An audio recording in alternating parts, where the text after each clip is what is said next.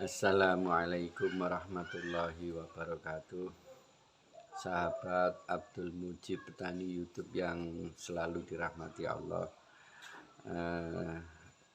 Sore hari ini mari kita ikuti sharing bersama 3 orang lagi. Ya karena yang lain tadi sudah pulang, tinggal 3 ini yang punya masalah agama, jadi mereka akan menanyakan kepada saya. Mari kita ikuti secara seksama dan jangan lupa like, share, komen, dan bunyikan loncengnya ya. Terima kasih. Syukron lillah. Assalamualaikum warahmatullahi wabarakatuh.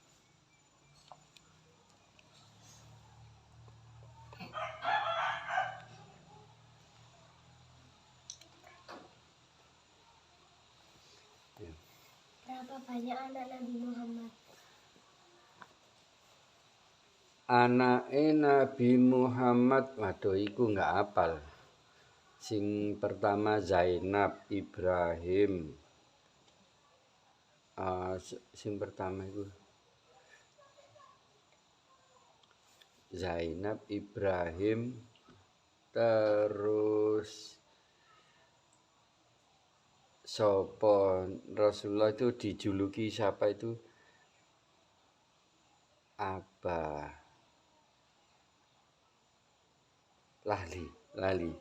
Jadi yang meninggal ini kalau nggak salah ada 3, yang masih hidup 1, bersama dengan yang hidup ini Fatimah. Jadi anak Nabi lek sing gawe biasa gawe pujian niku ya namanya disebut-sebut Fatimah. Itu adalah putrine Kanjeng Nabi yang masih hidup dan meninggalnya setengah tahun setelah Rasulullah meninggal. Jadi sudah diberitahu pada waktu Rasulullah itu mau wafat, si Fatimah ini kan nangis, katanya ditinggal. Wafat oleh ayahnya kan nangis. Sudah tahu kalau mau wafat ayahe. Nah, tapi mari ngono Fatimah dibisiki. Jarene Rasulullah, kamu orang pertama yang akan menyusul saya. Mari nangis langsung guyu. Kesenengan. Kenapa? Karena menyusul kekasihnya. Rasulullah itu ayah idola. Jadi ayah bukan hanya ayah biasa, tapi betul-betul menjadi idola bagi Fatimah. Kenapa jadi idola bagi anaknya? Fatimah kan anaknya.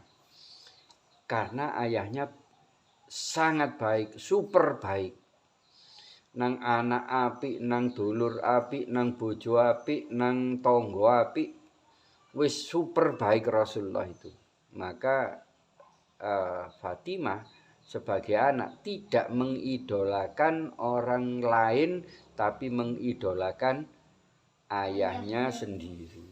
Nah itu anak yang masih hidup, tinggal 1 itu, dan menyusul Rasulullah setelah 6 bulan Rasulullah wafat. Yang lain meninggalnya masih kecil-kecil. Ada yang sudah menikah, meninggalnya sing 2 putri Rasulullah yang dinikahi oleh Utsman bin Affan.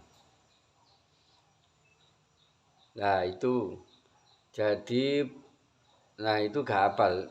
Kalau nggak salah semuanya ada 8 putri Rasulullah. 7 meninggal, terus yang 1 meninggalnya setelah Rasulullah Fatimah itu.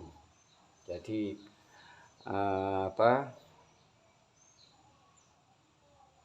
insya Allah ya, ini kalau nggak salah nanti dicari lagi bahwa putra-putrinya Rasulullah itu ada 8. Ya, nanti dicari lagi. Yuk. Sholat mutlak itu sholat apa? Sholat mutlak itu sholat Sholat sunnah apa ya? Ya sebenarnya semua sholat itu tujuannya untuk mendekatkan diri kepada Allah. Hanya saja kalau sholat mutlak yang dilakukan 2 rakaat itu bisa dilakukan di semua waktu. Namanya mutlak. Mutlak itu apa? Pasti. Jadi tanpa ada tendensi atau tujuan tertentu terhadap sholat itu sendiri selain tujuannya untuk mendekatkan diri kepada Allah atau tujuannya memang ya khusus sujud kepada Allah. Itu tujuan bagi sholat, semua sholat. Lah hanya saja yang namanya mutlak ini boleh dilakukan di semua waktu. Mari asar lo oleh. Biasanya sholat sunnah mari asar kan tidak boleh. Khusus sholat mutlak itu boleh. Tapi ada juga ulama yang mengatakan tidak boleh. Yang hanya boleh sholat setelah sholat asar dan subuh itu harus ada sebab. Tidak boleh tiba-tiba sholat. Nah, sebabnya apa kira-kira? Kalau ada orang meninggal. Misalnya. Atau kodok. Atau jamak. Itu boleh. Ya. Setelah sholat asar itu boleh melakukan sholat sunnah karena ada sebab. Jadi Islam itu selalu luas. Pendapatnya banyak. Wawasannya banyak. Karena banyak ulama-ulama yang pandai-pandai sehingga dalam menyikapi satu dalil hadis itu bisa bermacam-macam.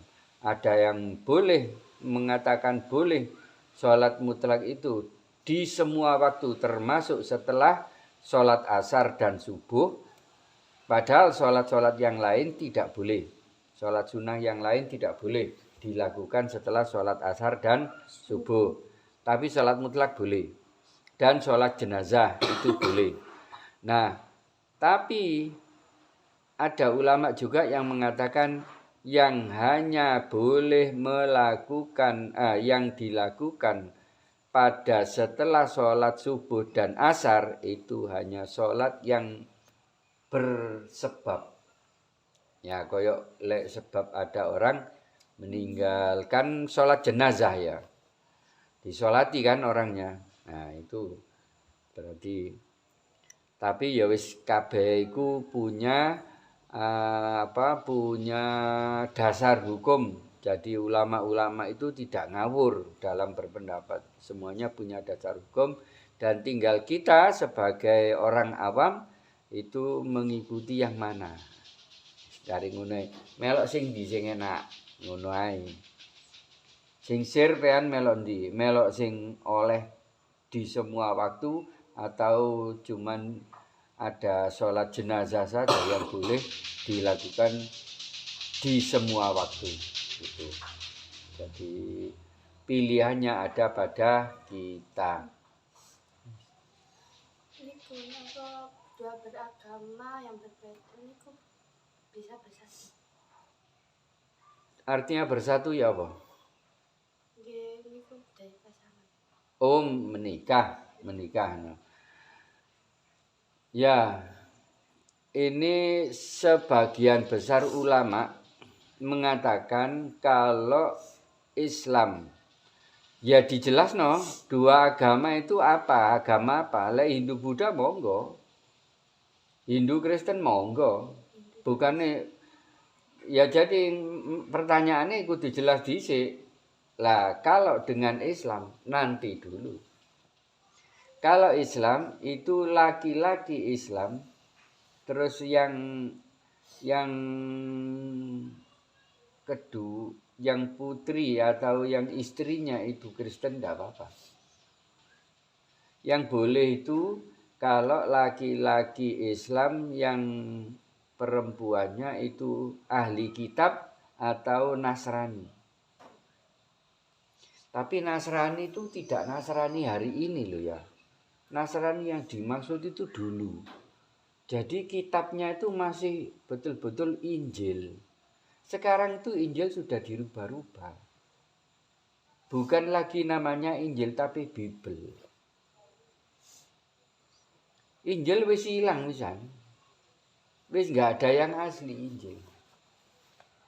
Yang sekarang itu paling asli, paling mendekati asli itu namanya Injil Barnabas. Itu pun tidak murni seperti Injilnya yang diterima oleh Nabi Isa. Itu sudah ada campur tangan manusia di Injil Barnabas. Karena itu ditulis oleh muridnya Nabi Isa. Nah, sekarang kalau dengan wanita, misalnya laki-laki Islam kemudian wanitanya Hindu, apakah boleh menikah? Tidak boleh. Yang dibolehkan di dalam Quran itu hanya laki-laki menikahi orang Nasrani dan ahlul kitab. Karena sama-sama agama samawi. Artinya samawi apa? Samawi itu langit. Jadi agama langit yang punya kitab karangan. Bukan karangan manusia tapi ciptaan Allah. Cuman sayangnya sekarang yaitu tadi Injil dan ahli kitab. Ahli kitab itu maksudnya dulu umatnya Nabi Musa. Yahudi dan ahli kitab itu dulu umatnya Bani Israel itu ya, umatnya Nabi Musa. Nah kemudian, tapi hari ini sudah berubah, nggak seperti dulu lagi. Jadi kalau dikatakan percampur, nikah campur, kawin campur antara Kristen dan Islam, itu Islamnya harus laki-laki, baru Kristennya perempuan. Jangan dibalik. Kalau dibalik, Kristennya laki-laki, Islamnya perempuan. Nah, kenapa kok tidak boleh dibalik? Karena ini dikhawatirkan, kan laki-laki itu lebih kuat ya. Laki-laki lebih kuat dan memegang peranan di dalam rumah tangga. Maka maka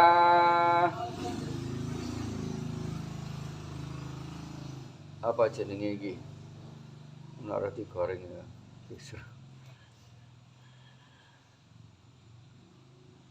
Yang memegang kuasa atau menjadi imam itu kan harus laki-laki. Nah, maka laki-laki harus Islam. Lah nanti kalau dibalik, nanti bisa keseret. Kalau perempuannya Islam, laki-lakinya Kristen atau ahli kitab atau Yahudi, Islamnya bisa keseret masuk agama Kristen. Nah kalau sekarang laki-lakinya yang Islam, kemudian istrinya itu Kristen, itu bisa jadi si Kristen keseret nang Islam, bisa masuk Islam begitu. Itu boleh. Tapi ada juga ulama yang mengatakan tidak boleh sama sekali. Masih lanangi Islam wedoke Kristen atau Yahudi atau ahli kitab tetap tidak boleh. Ya, karena kekuatan manusia, kekuatan iman manusia itu tidak mesti. Kan begitu. Tidak mestinya ya lek sing lanang kuat. Lah lek sing lanang malah keseret, melok murtad. Nah, keluar dari Islam ya Allah. Nah, gitu. Jadi tetap tidak boleh. Ada ulama yang begitu. Pokoknya agama itu, soal fikih itu selalu ada ya dan ada tidak. Selalu begitu. Ada yang setuju, ada yang tidak setuju. Dan kedua pendapat ini selalu punya dasar dan itu kuat dasarnya. Jadi mereka nggak ngawur dalam mengeluarkan fatwa atau pendapat itu. Terus bagaimana dengan kayak agama yang lain, Hindu, Konghucu, Buddha, apakah boleh bercampur dengan orang Islam di dalam satu rumah tangga? Tidak boleh. Itu tidak bisa dibantah. Semua ulama mengatakan tidak boleh, kecuali yang agama lain masuk dulu ke dalam Islam, kemudian menikah secara Islam. Misalnya wong Hindu masuk Islam, wong Konghucu masuk Islam, wong Buddha masuk Islam dulu, kemudian upacara nikahnya di KUA secara Islam. Itu baru boleh. Jadi perempuannya atau laki-laki yang agama lain itu dimasukkan Islam dulu, baru boleh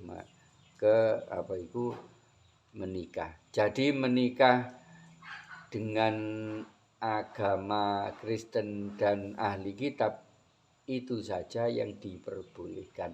Tapi itu pun dengan syarat kalau laki-lakinya Islam, perempuannya Kristen dan ahli kitab. Sedangkan kalau agama selain dua agama itu, selain agama samawi ini, maka sama sekali tidak boleh. Blas gak oleh. Nah, gitu. Boleh kalau sudah masuk Islam baru menikah, gitu ya. Kita tutup berdoa. Allahumma arhamna bil Qur'an waj'alhu lana imaman wa nuran wa hudan wa rahmah. Allahumma dzakirna minhu ma nasina wa alimna minhu ma jahilna warzuqna tilawatahu ana al-laili wa atrafan nahar waj'alhu lana hujjatai ya rabbal alamin. Assalamualaikum warahmatullahi wabarakatuh. Waalaikumsalam warahmatullahi wabarakatuh. Allahumma shalli ala sayyidina Muhammad. Allahumma shalli